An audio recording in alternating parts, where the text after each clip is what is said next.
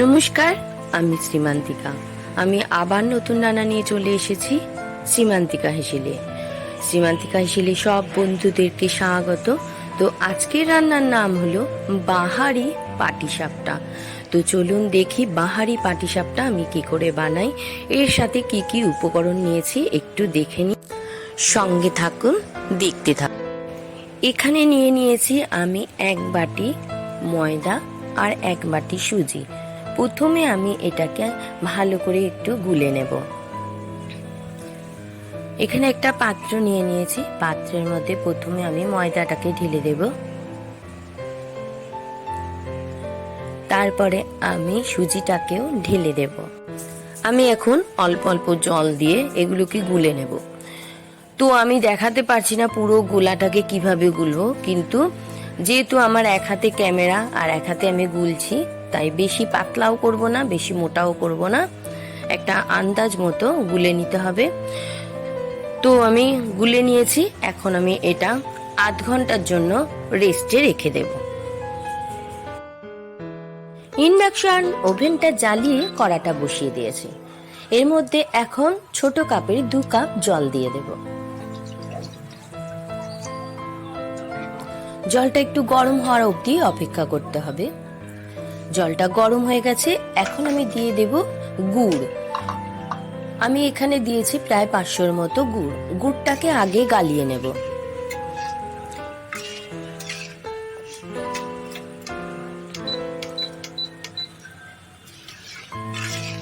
নতুন করে পিঠে খেতে তো ভীষণ ভালো লাগে, এত মিষ্টি গন্ধ।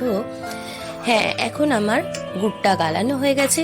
এখন আমি এর মধ্যে কুড়ে রাখা নারকেলটা দিয়ে দেব। নিয়ে অনবরত নাড়াচাড়া দিয়ে নারকেলটাকে পাক দিয়ে নেব।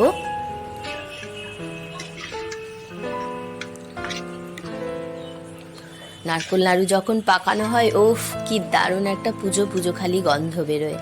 আজও সেই গন্ধটা বেরোচ্ছে। তো আমি এভাবে পাক দিতেই থাকবো অন্তত 10 থেকে 15 মিনিট। খুব সুন্দর গন্ধ বেরোচ্ছে, নারকেল নাড়ু গন্ধ বেরোচ্ছে। সব দিক দিয়ে ভালো করে খুন্তি দিয়ে নাড়াচাড়া দিয়ে নারকেলটাকে পাক দিয়ে নেব। এখন আমার রেডি হয়ে গেছে নারকেল পাক দেওয়া। তো আমি এখন এটা একটা পাত্রের মধ্যে তুলে নেব। ঘন্টার বাদে ফিরে এসেছি। গোলাটা তো দারুণ দেখতে হয়েছে, ফুলে উঠেছে অনেকটাই। এবার আমি গোলাটাকে আলাদা আলাদা করে 3টে জায়গায় ঢেলে নেব। 2টো জায়গায় ঢালবো আর একটা গামলার মধ্যেই রেখে দেব।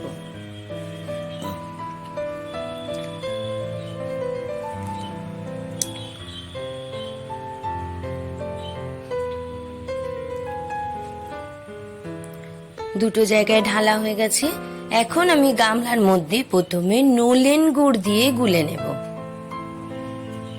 পুরো গুড়টাই দিয়ে দেব। এখানে প্রায় 100 গ্রামের মতো গুড় আছে। ওহ, যা সুন্দর গন্ধ বেরোচ্ছে নলেন গুড়ের। এটা একদম গ্রাম থেকে নিয়ে আসা নলেন গুড়। পুরো গুড়টাই আমি এর মধ্যে দিয়ে দেব, তবেই তো লালচে লালচে হবে।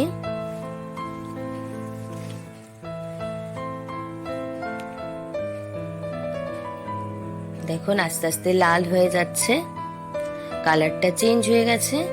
এবারে আর একটার মধ্যে দিয়ে দেব ফ্রুট কালার। এই কালারটা আমরা বিরিয়ানিতে ব্যবহার করে থাকি। এবার সেইটা দিয়ে আর একটা বাটির কালারকে আমি গুলে নিচ্ছি। এর মধ্যে এখন দিয়ে দেব আন্দাজ মতন চিনি। একটাই নলেন গুড় দিয়েছি আর দুটোতে যেহেতু কালার মেশাবো, তাই এখানে আমি চিনি ব্যবহার করেছি। রেডি হয়ে গেছে অরেঞ্জ বাটিটা। এরপরে আমি আর একটা কালার দেব। কালারটা হলো ব্লু কালার।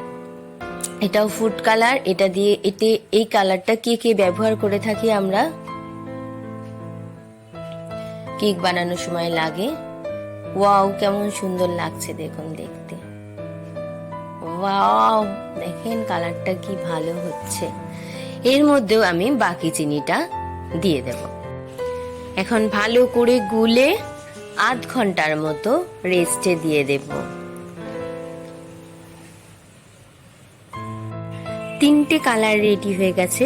আমি আধ ঘন্টা বাদে নিয়ে চলে এসেছি। এখন আমি ইন্ডাকশন জ্বালিয়ে একটা চাটু বসিয়ে দেব। চাটু বসানো হয়ে গেছে। এখন আমি একটু সাদা তেল একটা বাটিতে নিয়েছি আর একটা ব্রাশ নিয়েছি। প্রথমে আমি চাটুটার মতো হালকা একটু ব্রাশ করে নেব। প্রথমে সাদা গোলাটা একটু ভেজে নেব, যেটা নলেন গুড় দিয়ে গুলেছিলাম। 1.5 চামচ করে দেব।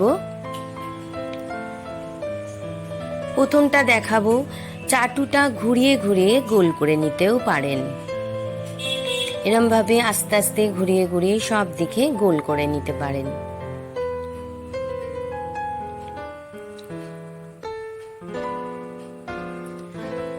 হয়ে গেছে। এর মধ্যে আমি এখন নারকেলের পুরটা সুন্দর করে সাজিয়ে দেব।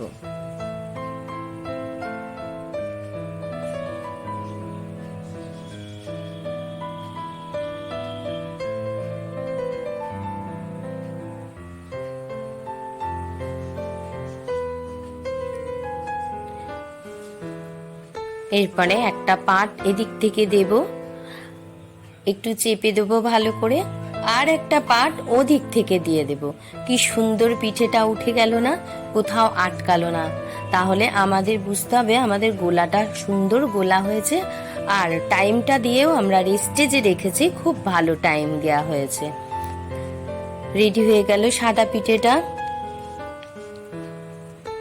এখন আবার একবার একটু ব্রাশ করে নেব, নিয়ে এখন ভাজবো হলুদ পিঠেটা। ঠিক ওই রকমই 1.5 চামচ দিয়ে দেব। এবার আমি দেখাচ্ছি হাতার মাথা দিয়ে আস্তে আস্তে করে ঘুরিয়ে ঘুরিয়ে গোল করব। বেশি জোরে চাপ দিলে তাহলে ছাল উঠে আসবে, তাই হালকা ঘুরিয়ে ঘুরিয়ে গোল করে নিলাম।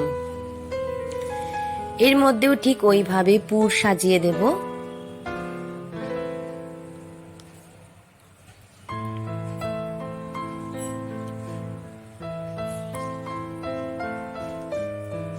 আবার ঠিক খুন্তি দিয়ে একবার এই দিকটা উল্টে নেব, একটু ভালো করে চারদিকে চেপে দেব। আবার আর এক পাট উল্টে চেপে দেব। দেখুন কি সুন্দর ফট ফট উঠে যাচ্ছে। রেডি হয়ে গেল হলুদটাও। আবার আমি একটু ব্রাশ করে নেব তেল দিয়ে। এরপরে আমি নীলটাকে ভাজবো। আবার আমি 1.5 চামচ দিয়ে দেব। তবে আমরা যদি ঘোরাতে পারি বা তোমরা যদি ঘোরাতে পারো, তাহলে সুবিধে কিন্তু হাতা দিয়ে ঘোরানোটাই, তাতে একটু তাড়াতাড়ি হবে। আর চাটু ধরে ঘোরাতে একটু সময় লাগবে।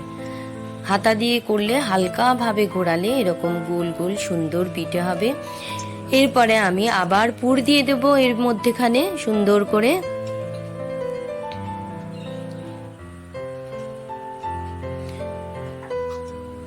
আবার খুন্তিটা নিয়ে এক পিঠ আবার উল্টে দেব। এবারে আমি দেখিয়ে দিচ্ছি হাত দিয়ে চেপে দিচ্ছি, কারণ দিচ্ছি এই কারণে যাতে হাত দিয়ে চেপে দিলে নারকেলটা বেরিয়ে না আসে। আবার একদিক দিয়ে মুড়ে দিলাম। এতক্ষণ খুন্তি দিয়ে দেখাচ্ছিলাম, আমি হাত দিয়েও দেখিয়ে দিলাম যে হাত দিয়েও আপনারা চেপে নিতে পারেন।